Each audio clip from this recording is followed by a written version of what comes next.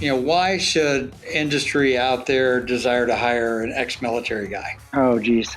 I'm being biased, right? Yeah, Because I'm still, I I'm want you to be still on biased. active duty right And now. pretend you're talking about one of your airmen. Okay. As far as one of my airmen, really, I think the biggest advantage to hiring military is just the life experience, right? So you're talking about, at least for the younger enlisted members, they're 4 or 5 years out of high school. And for many of them, they've had multiple combat deployments in that short amount of time. And they've seen the world. They've been around. And they've also worked with a hugely diverse population of people, which is the U.S. military. Everybody from different backgrounds, religions. So when you talk about it seems like there's a big push, correct me if I'm wrong, in industry for having a diverse workforce. Sure. Right? You're already hiring military members that are used to working in that diverse type of environment. That's great.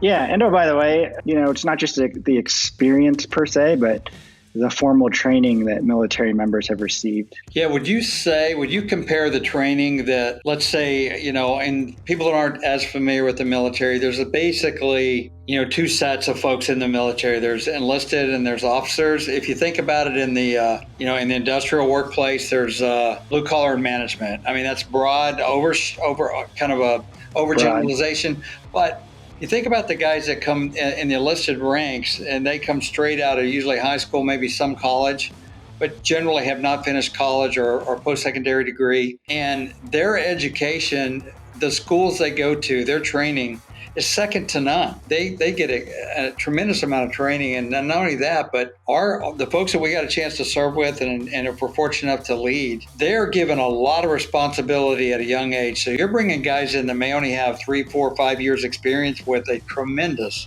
amount of training and experience. And that's kind of what I always think of when I think of military as well. Yeah, and I also think of, even for the younger members, like you mentioned, 3, 4, 5 years experience, the military is very big on training your replacement or trying to be gender neutral, the next man up, right? So if something happens to your supervisor, your frontline sergeant or something, you're ready to take his or her place. So to me, that's another aspect of the military that you can't quite put a price on, is the fact that leadership is just drilled into your head. Even if you're one of the lower ranking members, you're still expected to lead.